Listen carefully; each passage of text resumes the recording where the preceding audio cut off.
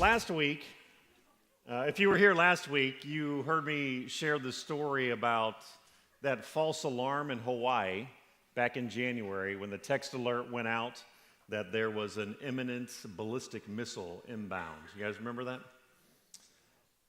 And during that 38 minutes before the follow-up came out that it was just false information, lives changed, priorities changed, focus changed, and people for that period of time were living with the end in mind. James 4:14, one of the verses we looked at last week. What is your life? You are a mist that appears for a little while and then vanishes. We know our time here on earth is limited, don't we?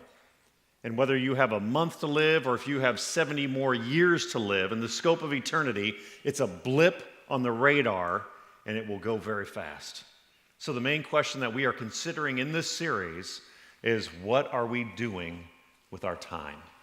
What are we doing with our time? Are we making the most of it? Are we using it for God's purposes? You know, this series is all about syncing up our resources with God's priorities. We want to make sure that what we are doing here in our time on earth really matters in the scope of eternity.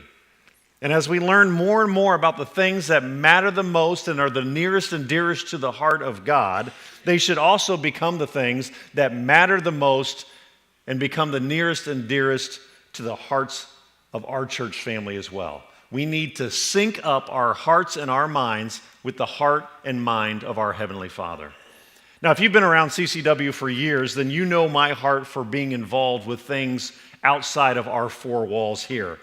God got a hold of me 7 years ago and opened up my eyes to seeing the world much more like He sees it, and I have been forever wrecked as a result of that. I can never go back to living in my own little bubble here in Goshen and only being consumed with the issues that we face in our daily lives. There are massive challenges and urgencies taking place in third world countries all over this globe when it comes to things like poverty and education and sex trafficking and other human rights. And it's not okay for us to live here with no concern for those things that are happening over there. And one of the great organizations that we here at CCW partner with is Kids Alive International, which has its world headquarters in Valparaiso, Indiana, about an hour and a half away from here. And if you've been around here for a while, some of you have heard this, but I know we've got a number of new faces this year that haven't heard that. So let me give that to you in a nutshell. We did a series back in 2011.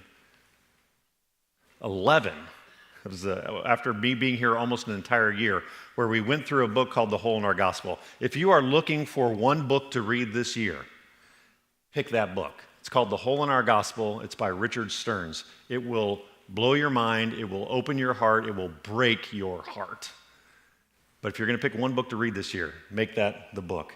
We went through this, and it's all about these 2,000 verses of Scripture that talk about our responsibility to the poor and the needy and those who can't stand up for themselves and don't have a voice for themselves. And the fact that we live the majority of our lives here in America totally ignoring a good portion of those scriptures about our responsibility. We realize that we have to do our part. And so God put this idea on my mind of making it personal. That this church family, this couldn't be something that we stand back and just watch. This has to be something that we are there in the midst of it. That we need to see this up close and personal so that it has the ability to transform our lives from the inside out. So we sent our first mission team in February of 2012. We've had 9 teams that have gone down there, adult teams that have gone down there since then. If you remember, if you were here, how many of you were here for the Hole in Our Gospel series? Okay, we got a good portion of you that. So you remember how this went down with the sponsorship where we said, oh, what's a good goal? They said 10%. We were like 180 people at that point. So we're like, all right, 20 sponsors, that'll be great. And people kept coming to me during that series, and I was an absolute wreck up on stage. I know that's hard to imagine, but I was an emotional mess up here during that series. And people kept coming and going, man, God is getting a hold of this church family's heart, and he's opening up the minds, and he's breaking down barriers for people to see the world the way that he sees it. We're going to need to sponsor more kids than that. And I called them back, and the president didn't tell me this, good friends with the president there, told me 3 years later that they thought we were absolutely crazy at the time. But I said, bring 100 packets and let's just see what happens. And God showed up in an amazing way, and we had 93 kids that were sponsored the day of our sponsorship drive. And we're somewhere around 180, 200 kids now. And that is an awesome thing, and I love the fact that we have so many kids that are sponsored there because there's 2 schools and an orphanage in Jarabacoa. It's the biggest presence of kids alive in the entire world is in Jarabacoa, Dominican Republic. And I love that we're doing that, but the bigger thing that I'm excited about is what God did in the hearts of our church family. Because suddenly it wasn't just about us anymore. Suddenly it wasn't just about our problems, our day-to-day stuff. Because the reality is, if we're honest about it, most of the stuff that you and I struggle with on a day-to-day basis isn't a big deal in the scope of world issues. That land with you?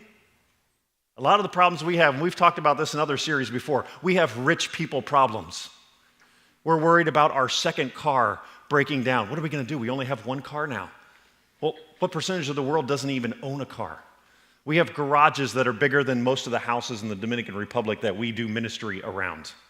Okay, we have a lot of rich people problems. A lot of what we struggle with on a day-to-day basis, you cannot match up with a lot of these third world problems. And not to say that we don't have serious issues, because we do have serious issues.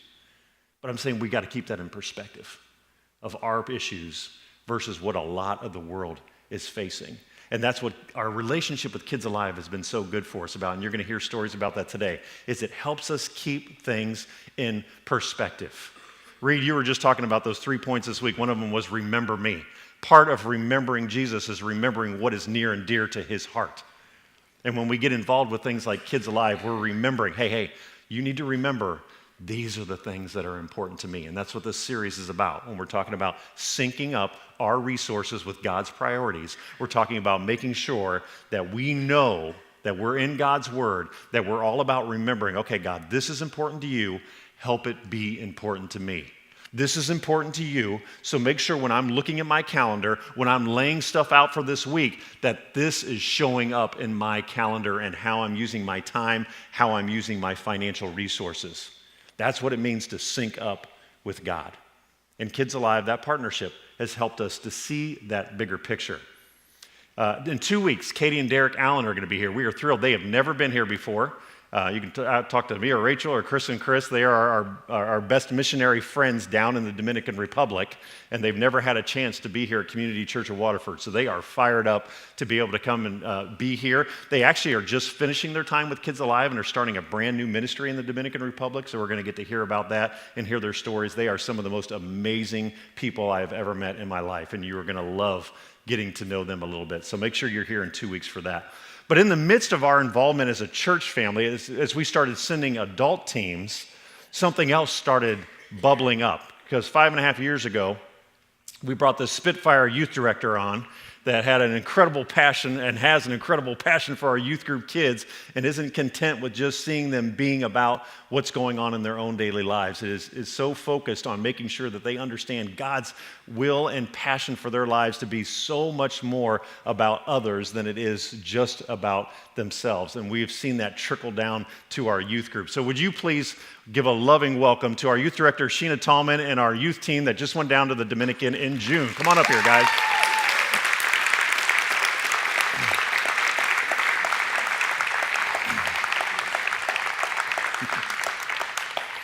So I've asked Sheena to just take a couple minutes to kind of walk us through, I just told you our involvement as a church family, mostly from the adults' involvement perspective. But in the midst of that, something had been churning in Sheena and in our youth group as well. So she's going to share a little bit about that, and then you're going to get to hear about this amazing trip that they just had in June. So thanks for being with us, Sheena. Yeah, well, this isn't everybody. These are just the ones that I could convince to come up and share. But yeah, just a little bit about the history of service. Like Chris, I wanted to share, in high school, I went on a missions trip to Ecuador, and I grew up, most of you maybe don't know this, but I grew up with very, very little. Lots of government subsidized, lots of just not good situations. And so I thought I had very little. Then to go to Ecuador, I was broken. It was just something changed in me.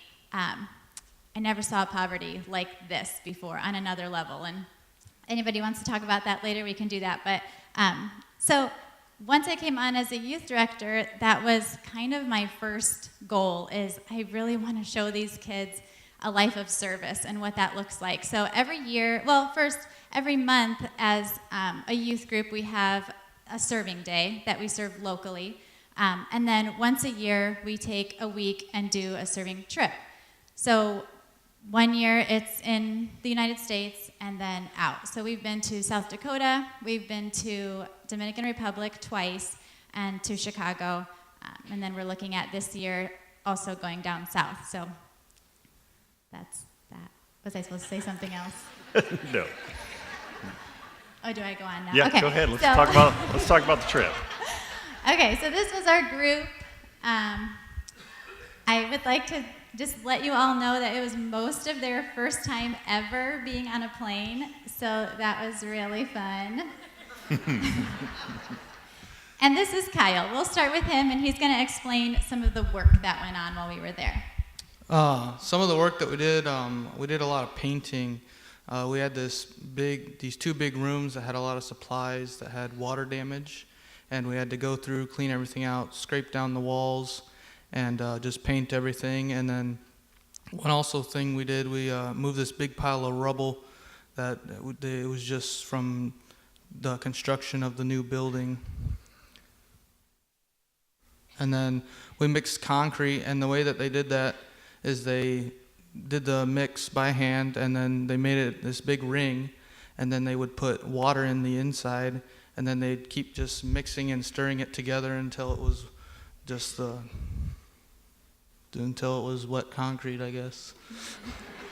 All by hand. Oh yeah, all by hand. Awesome, thanks. So next, Jeremy is going to share what this trip was like for him.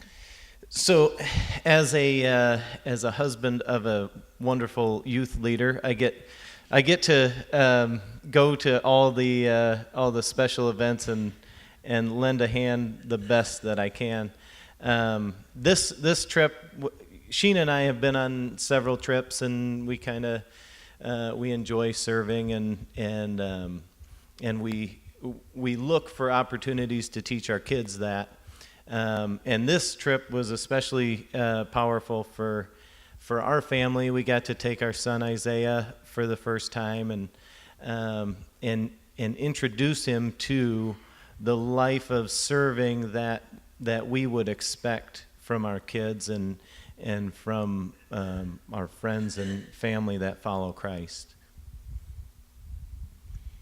And then Grace, she said that she will be here for us today, but she's not speaking. And so then I came back with her and said, this is what you're going to speak about. So she's going to share with you about the food. So we had a cook from the school that came every night to feed us. Her name was Sinead. We got to try plantains, yuca, and a bunch of different food from the area, and it was all really good. Oh, here's a picture of Grace.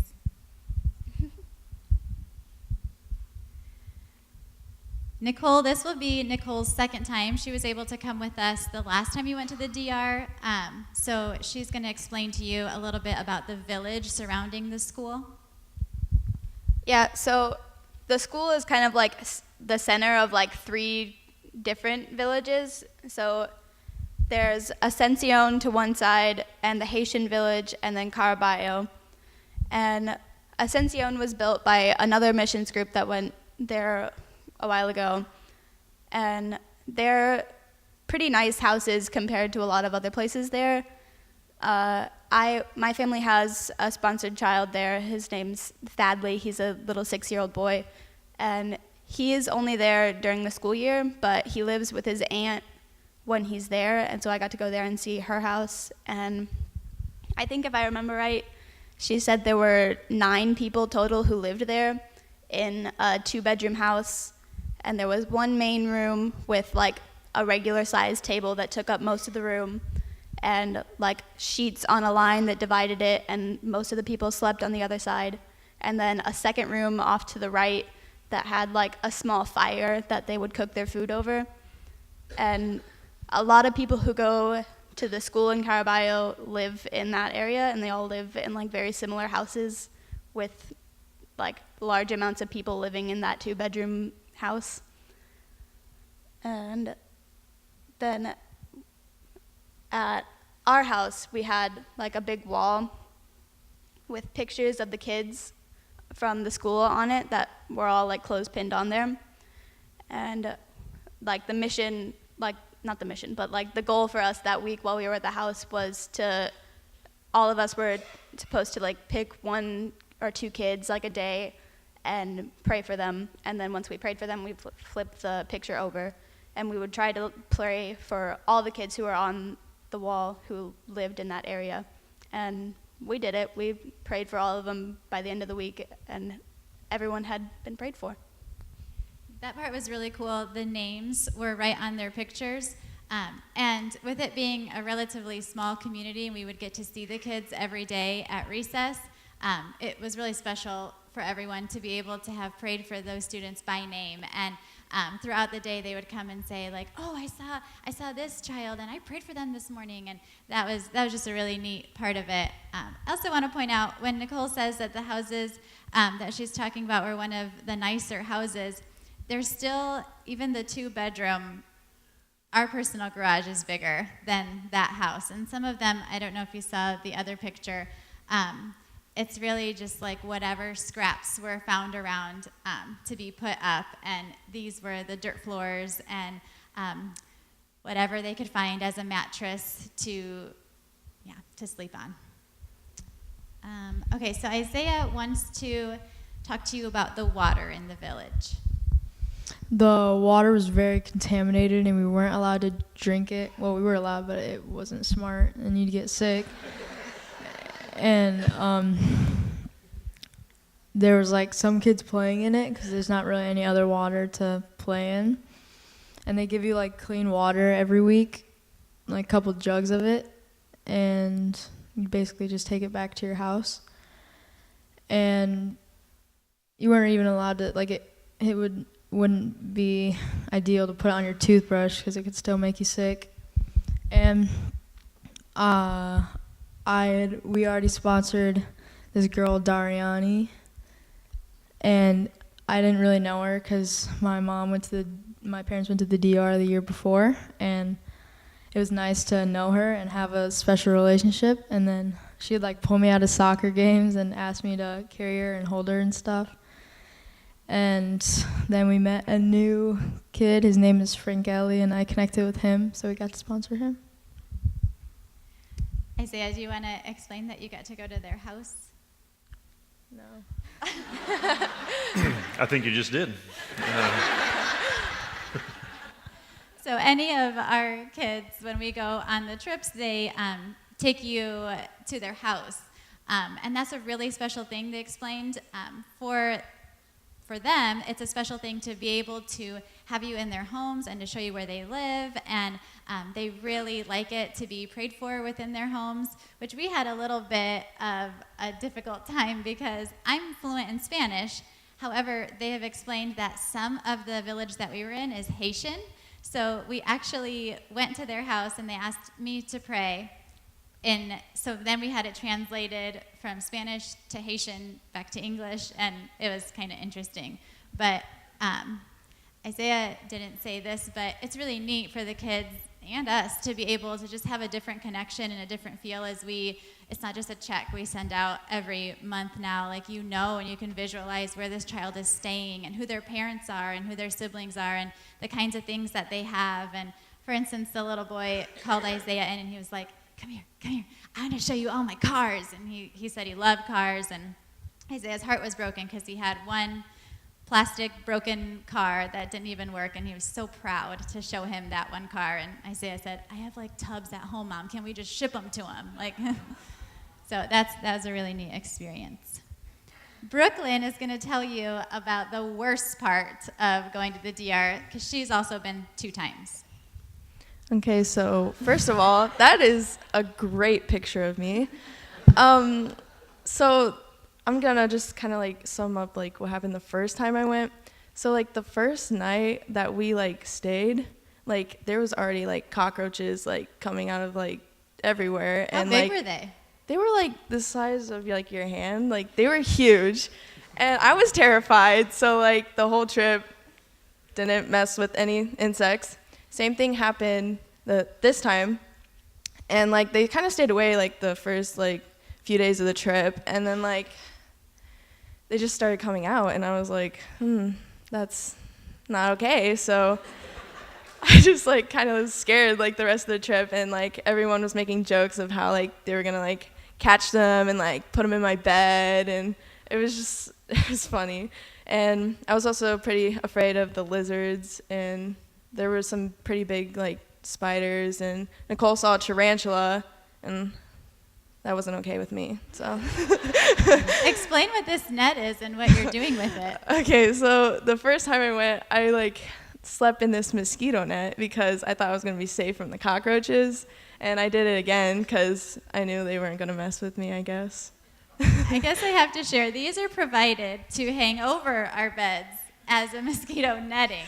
However, she wrapped herself completely in it and slept like a mummy so that this way the cockroaches, and I kept saying, you know they could still like crawl on you and you'll still feel them. That's okay, they can't come in, she said. I didn't care. I thought that they wouldn't touch me. Like, it was just whatever.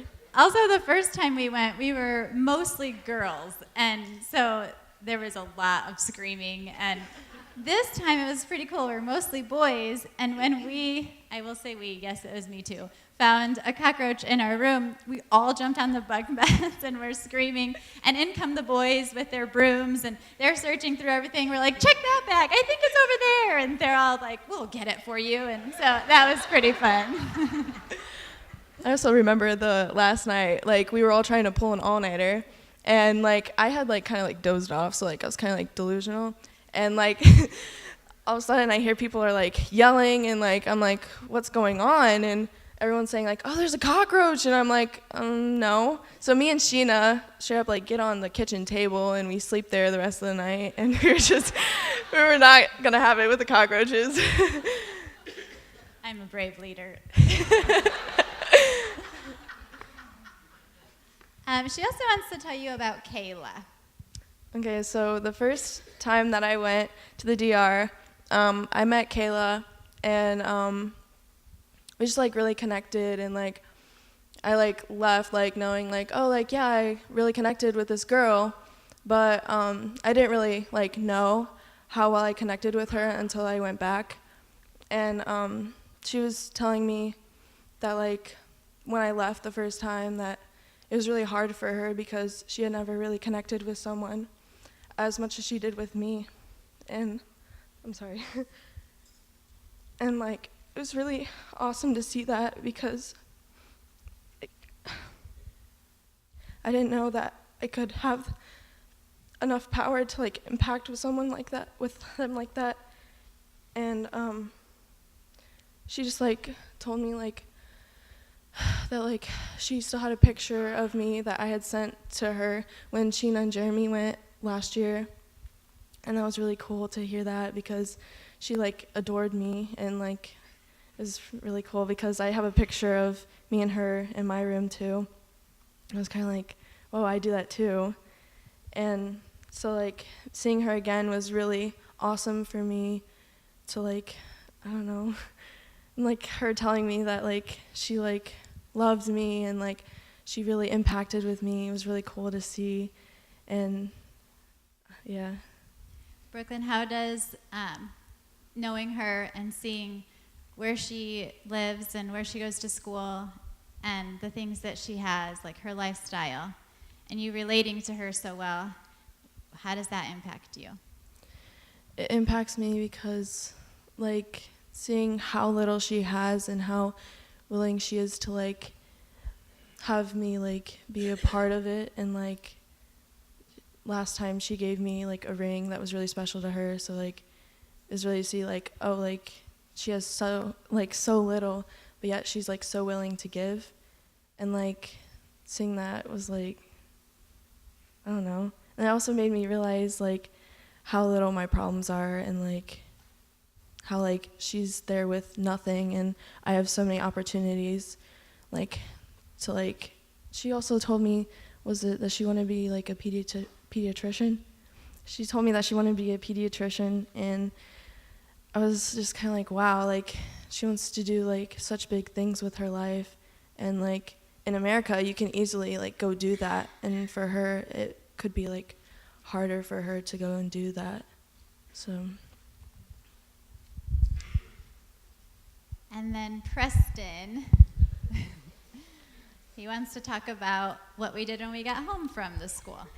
All right, so when we would get home, the schedule would be we'd wake up I woke up around 8:30, and the bus would come, like it's a van, it would come around 8:45, and it'd take us to work. And then it's about a 15-minute drive. We'd get there, and we'd work until about 11:30. And that's when the kids had recess, and we'd come out, we'd play with the kids, then we'd work a little longer, have lunch, then we'd work whenever we were done, around 3 or 4. And so when we got back, the first thing we did, for the most part, was take a shower. And there's no hot water at all, there's just cold water, and you have to be careful in the shower because you can't get any in your mouth or you'll get sick. And the boys had their own shower and the girls had their own shower. And so eventually, once everyone got a shower, we'd eat. And when you walk into the house we stayed at, there's like this porch. Well, first of all, there's like this gate because the neighborhood isn't the greatest neighborhood in the world. And there's a gate, and once you get in there, there's a porch, and there's one level of a porch, and it drops down to another level where we set up tables and chairs to eat. And so, who was it that said what's her name? The girl that came and cooked too. Yeah, Zenaida. She would come and cook, and then we'd eat, and then after that we wouldn't have anything else to do the rest of the night. So we spent a lot of time with each other. Usually, you would think that we just hung out in our rooms because we were tired, but most of the time we played spoons. And I don't know how many of you guys have played spoons, but it gets really aggressive really fast.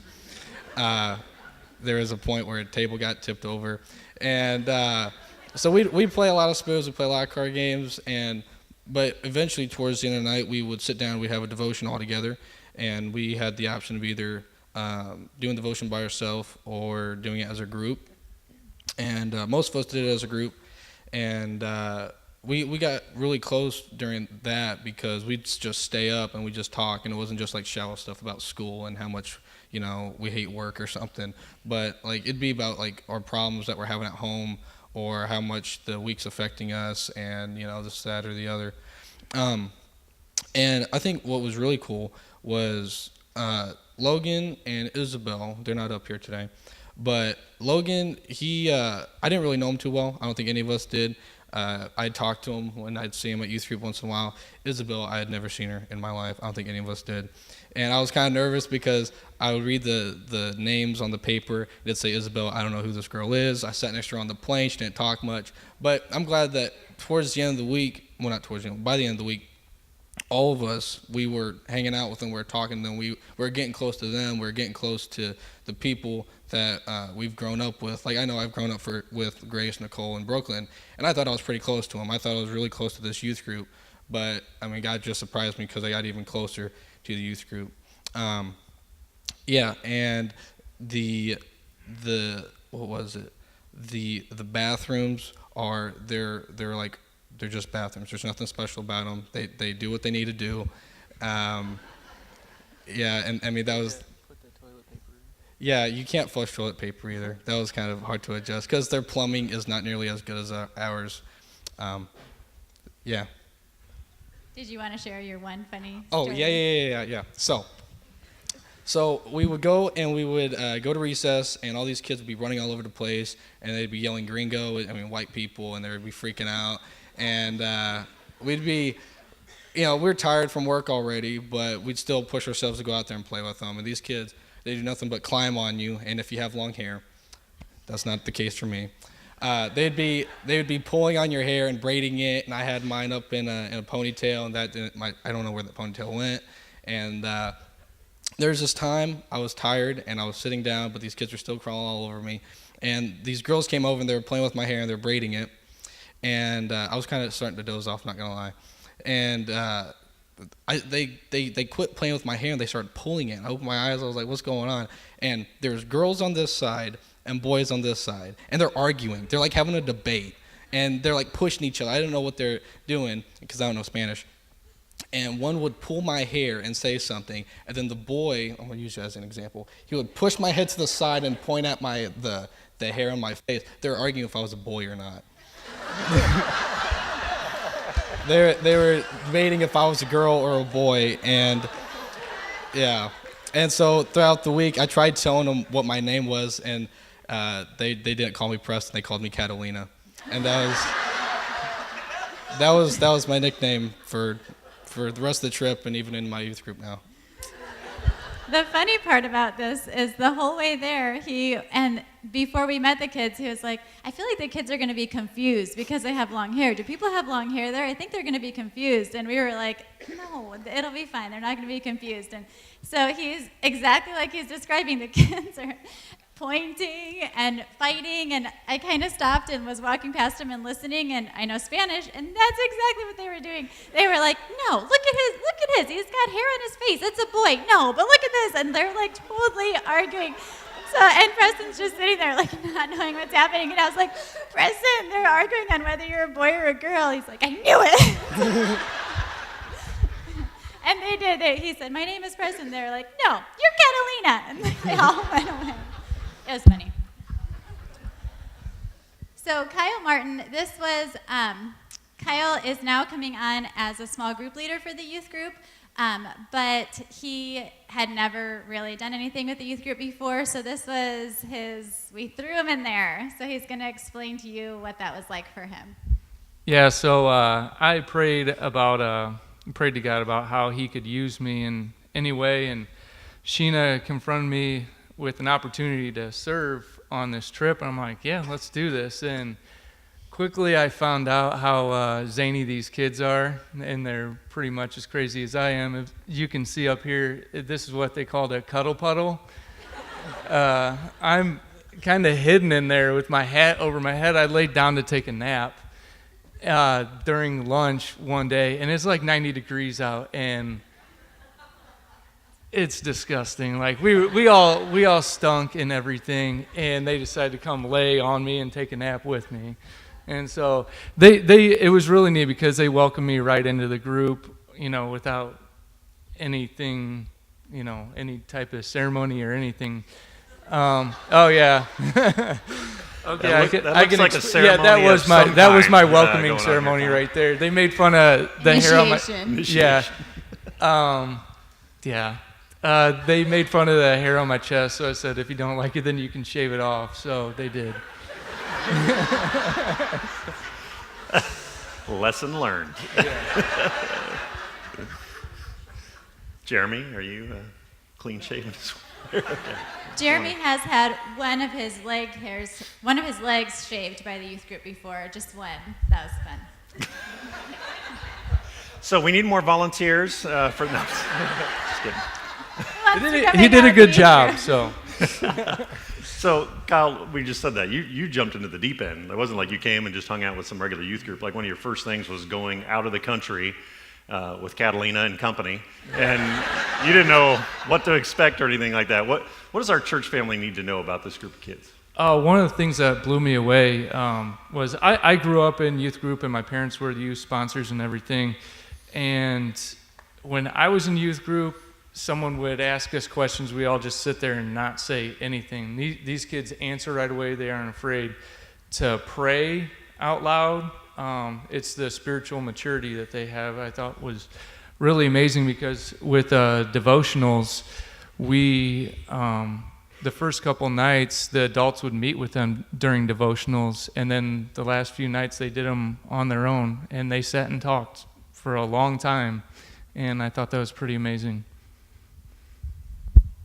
called it like our leadership style, that we would choose a different student to lead the devotion, and we would remove ourselves so that they would feel comfortable. But really, it was Wednesday, and we were tired, and we needed a little bit of a break. I'm just kidding.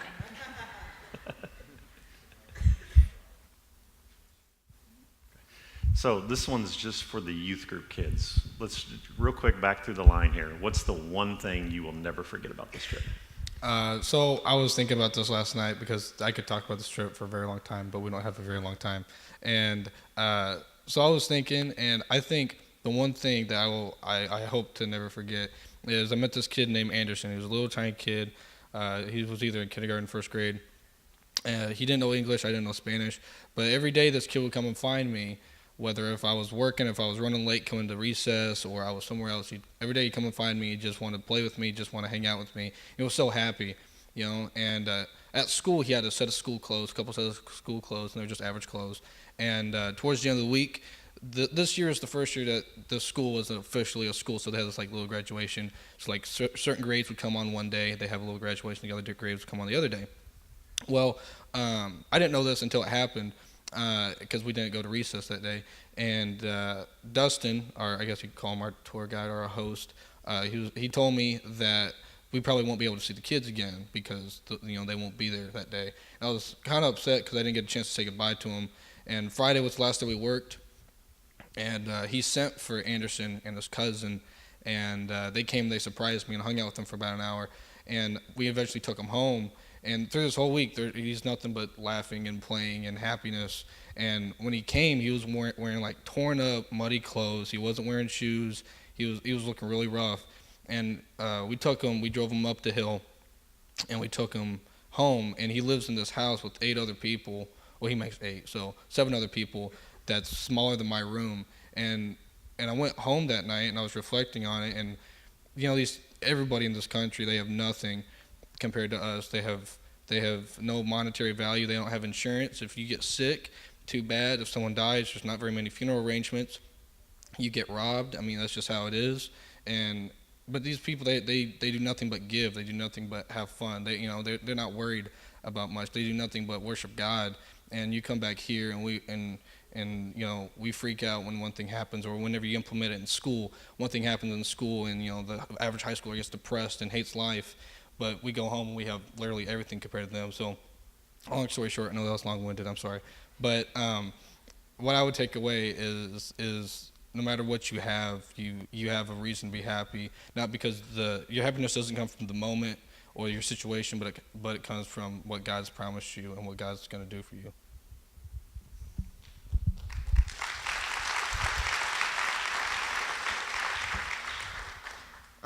Something that I would take away from this trip is just like knowing that I can have an impact on kids. With Kayla telling me how much I impacted her, it really opened my eyes, and I was like, wow, I can have such a deep relationship with these kids. And going into my senior year, I'm wanting to be more involved with kids because of it. I'm going to be in this class called PACT for school, and it's we can go to different elementary schools and help these kids that can come from pretty bad situations, and they just come to school, and you're just there to be there for them and make their day a little bit better.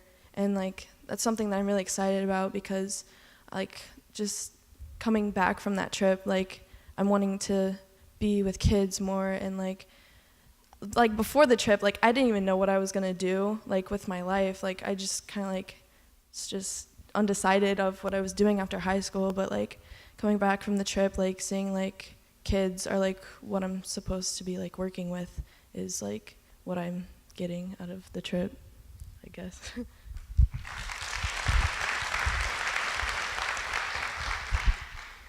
One of the things that I'll always remember about the trip is how they were they all just wanted to go outside and be outside all day. So we went to basketball a couple nights, and they're all there around where within a mile, because they all just want to play basketball. It's how often people watch TV here. It's That's all they have to do. And some of them knew a little bit of English. And one night, probably 8 o'clock, it's getting a little bit dark, we're just playing spoons. And this kid was just on our gate, and we didn't know he was there until he was like, "Hey, you want to play?" And we all got so scared and turned. But we weren't allowed to go out after dark, so we couldn't. We told him the next day we would, though.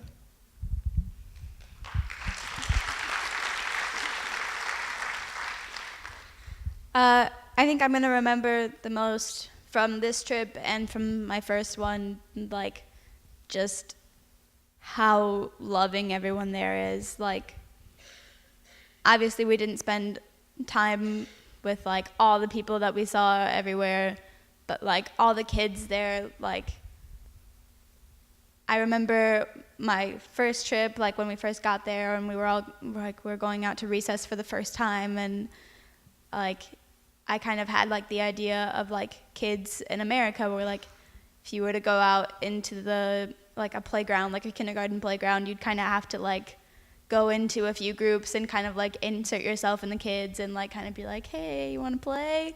But, like, there, all you have to do is, like, step outside, and they swarm you, and they're all over you, and, like, all the people are like that. Like, they don't care that you don't speak English or that they don't know who you are, or, like, that you're not even from there. Like, they'll come up and hang out with you and try to talk to you as much as they can, and, like, you'll have a good time whether or not you know what's going on with them or not.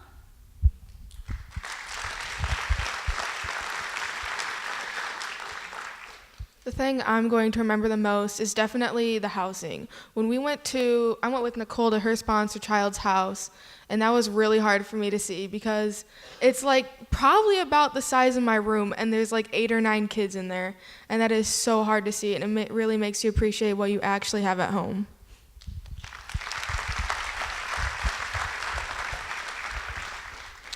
One thing that I probably will never forget is when we went on our house visit. I went with Kyle, Martin, Preston, and Keegan. And the kid that we went to his house, his mom was actually, I think, a cook there part-time or something like that. And so their house, they had, I don't know how many people were in it, but there was quite big for all the rest of them in the area. They actually had an addition on the back where their grandparents lived.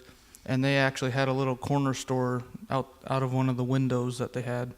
So that was pretty neat. And then as we were walking back down the hill, going back to the school, he ran back and told us to come back, and they actually had a little Cokes that they gave us all. And I thought that was pretty neat that they have so little, but they just want to give.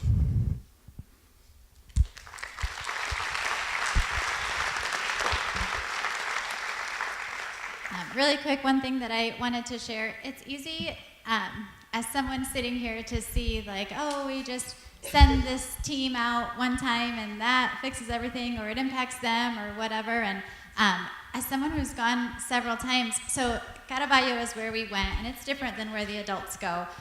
It's a different area of the country. And they have been established there for 12 years. So when we went 3 years ago, already within those 3 years, there's been such a change in the kids and in the community. When we had gone 3 years ago, no one had made it past 6th grade in their village. No one goes on to high school. That just doesn't happen. It's really difficult to do. And this year, these 3 boys there in front, they are all high school and college students that have been sponsored through the Kids Alive program. And what's really neat about them, they got to share their story with us. And something really neat is that the one in the middle grew up like a big, huge troublemaker in the village. He is one of the youngest, I think, of 9 kids, and constantly in trouble. So much so that in his classes, every day, they would kick him out. They didn't know what to do with him, so they would send him to the principal, the director, and the director didn't know what to do with him, because it didn't matter what they did, he just didn't listen and constantly was in trouble. So he just had him sit there. And year after year, they did this, and he shared that he, after a while, would go to his friends and say, like, oh, I'm best friends with the director, and, like, told everyone that he goes and hangs out with them every day. And so to hear him share, he's the one that gave us one of the village tours, and to hear him share that because of Kids Alive and the director there, who is a Dominican, because of their love for him and teaching him about the Word of God and education and now being able to go to school, they hire him during the day to work at Kids Alive, and then he takes a moto taxi and goes to school at night and comes home at 11 o'clock every night, where he eats his dinner and starts his whole day over again. And he's the only one that supports his whole family of 9, and is now coming back as a leader in the community and teaching other kids who are maybe going through the same thing. But to be able to go there 3 years ago and the same place now, and to see the difference in just those 3 years, and to see these 3 boys, it may just be a handful of kids that are going to high school now and college, but they're returning and they're coming back and they're educating the kids beneath them, and they're making a change in that way. So yes, our group was there for 1 week, and we maybe painted some rooms and made things a little bit easier on them financially. But what's happening there is what's really important. The people who live there and supporting that organization as a whole, people who are constantly day in and day out, and the education that's happening there, that's going to make a change that we talk about it. What is that village going to look like in 30 years?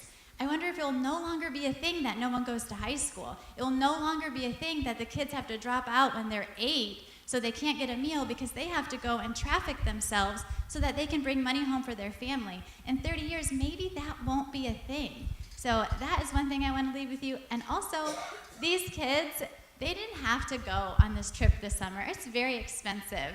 And there's a lot that they missed out on, and it is fearful to ride on an airplane for your first time ever without your parents. That's scary. There's other things that were going on at home. There's fun trips, there's camps, all kinds of stuff.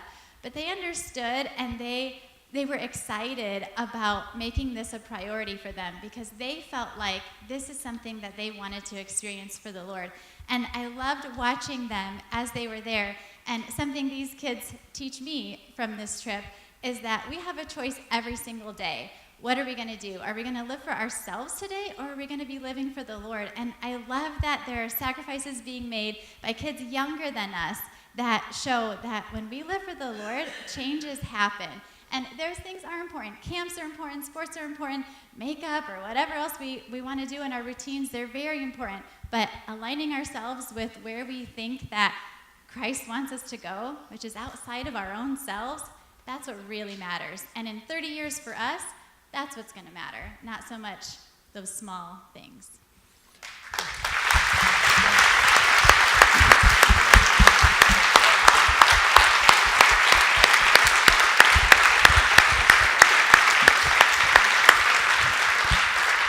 So, Larry, let's bring up our question again.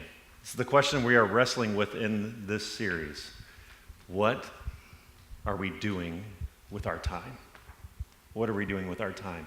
You heard great example, great stories, great witness today to some young people who serve as our examples, for those of us who are a little older than them, right? A great example of the kinds of things that we can invest in our lives. The kinds of things, the kind of choices that we can make on a daily basis to make sure that we are syncing up our hearts and our minds with the heart and mind of God. You guys impressed the heck out of me. Thank you so much for sharing today. Thanks for your vulnerability. Thank you for your hearts. Thanks for the sacrifices that you make. Thank you for being an amazing example to those of us who are so much more your seniors here about what it looks like to live a life fully devoted to God and chasing after Him with everything that's in you. Let's give some love as they head off stage here. So, you guys can go ahead.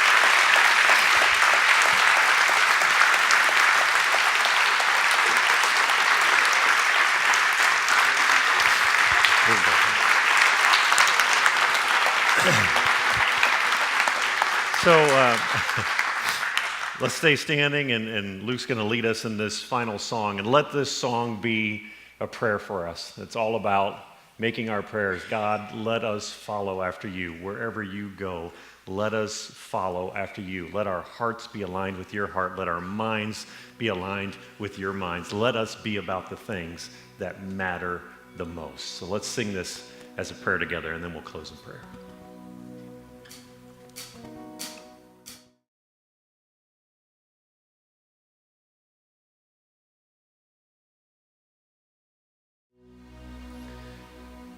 Well, I don't know about you, but I've been blessed today. What an amazing example for us to hear. What an amazing example for us to follow. I want to close our time. Sheena, I'm going to ask if you would mind closing us in prayer today. Lord, thank you so much. Thank you so much for everything that we have here, Lord. I thank you for the love that's shared within these walls. I thank you for the encouragement that all these people provide to these young kids. And I thank you for the opportunity that they were able to go and experience this, Lord, and everyone that had a hand in that, whether it was through support and encouragement or financially, Lord. I thank you so much for that. And Lord, as we go on, I just ask that every single day that we're just reminded to live more than just of ourselves, Father. That you help us to want to live a life that honors you every single day with every single decision that is made. That we remember those that are far away, that don't have much, just the same as we remember those that live next door that are hurting. Our lives, Lord, are to honor you, to glorify you. And I ask that you just help us to remember that, because on our own we are selfish, and that does not come natural. Please be with us, Lord, this week. In Jesus' name we pray. Amen. Amen. Let's give some love again to our youth group kids. Come up and see them afterwards. Show them some love.